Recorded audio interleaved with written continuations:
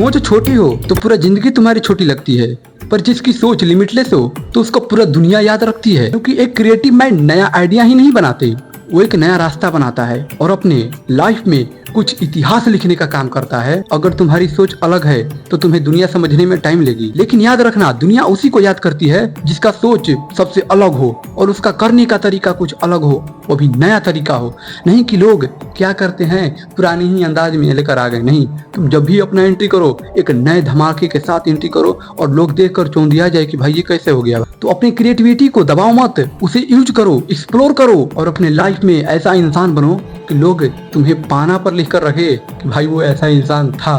तभी तुम अपने एक लाइफ में फ्यूचर का हिस्सा बन सकते हो। सोच बदलो, दुनिया अपने आप बदल जाएगी मेरे भाई। क्रिएटिव माइंड सिर्फ एक टैलेंट नहीं है, ये एक एटीट्यूड है जो बोलता है कि मैं चाहे जो भी हूँ मैं कुछ अलग करके दिखाऊंगा, और वो करता भी है। लोग बोलेंगे कि साला वो पागल है, बेवकूफ है, चूतिया है, ऐसे है वैसे है। जब तुम वही तुम्हारा सोच सक्सेस हो जाएगा तो लोग बोलेंगे भाई तू अलग था, सबसे अलग था भाई। सोच बदलो, नजरिया बदलो, तभी पूरा दुनिया तुम्हारा नाम याद रखेगा। अब मैं बताता हूँ कि तुम अपने क्रिएटिव माइंड को तुम सेट कैसे कर सकते हो। देखो, दुनिया जो सोच रहा है तुम उससे कुछ अलग सोचो, तभी तुम अपना कुछ काम बना पाओ। नहीं तो तुम वही हाल होगा कि भीड़ में चलने वाले लोग उसी के रास्ते में तुम चलोगे, कि भीड़ में चलना सीखोगे तुम। अगर तुम अपने क्रिएटिव माइंड को सेट कर लोगे तो तुम सबसे अलग चलना शुरू करोगे, और तुम अलग चलना शुरू करो, भीड़ में नहीं चलना शुरू करो। देखो, भीड़ में जब लाख लोग चलेंगे ना, उसी में जब तुम चलोगे तो तुम्हारा कोई वैल्यू नहीं रहेगा। और जब तुम वहीं, अगर तुम्हारा रास्ता एक अलग होगा तो तुम्हें कोई नज़रिया से बदल के देखेगा कि भाई ये बंदा उस रास्ते से किसे जा रहा है, आखिर क्यों जा रहा है। अब मैं बताता हूँ कि क्रिएटिव माइंड तुम सेट कैसे कर सकते हो। दुनिया की सोच से अलग सोचो। अगर सब लोग एक जैसे सोच रहे हैं तो समझ लो कि लोग कुछ सोच नहीं रहे हैं। तो तुम्हें भीड़ का हिस्सा नहीं बनना है, तुम्हें अलग सोचना है, क्योंकि क्रिएटिविटी वही होती है जो नए रास्ता दिखाए। सेकेंड, फेलियर से डरो मत, उसके साथ खेलो। क्रिएटिव माइंड फेलियर को दुश्मन नहीं मानता, वो अपना टीचर मानता है।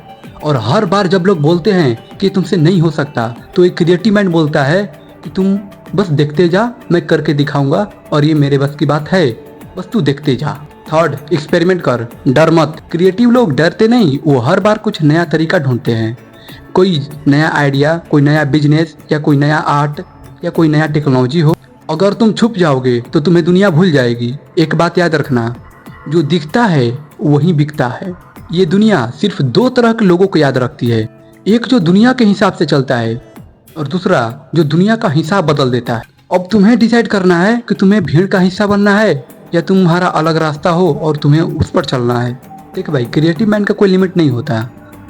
एक सिर्फ नॉर्मल इंसान को अगर कोई लकड़ी मिल जाए तो उसे सिर्फ एक नॉर्मल लकड़ी लगेगी, और वहीं कोई दूसरा इंसान उस लकड़ी को अपने उपयोग में ला करके कुछ नया इन्वेंशन कर सकता है। चेयर बना सकता है, कुर्सी बना सकता है, कुछ भी बना सकता है भाई, टेबल बना सकता है, अपने घर का चौकी पलंग कुछ भी बना सकता है। इसीलिए तुम दुनिया से अलग चलो। मान लो किसी भी इंसान को अगर लकड़ी मिलेगा तो भाई कोई सोचेगा कि उसे जला देंगे। देखो, क्रिएटिव माइंड अपना उपयोग ऐसा जगह लगाओ कि वो तुम्हें लाभ दे, ना कि भाई आज उसे उपयोग करें और वो कल ख़त्म हो जाए, तो ऐसा हमारे लिए वो बहुत हानि होता है।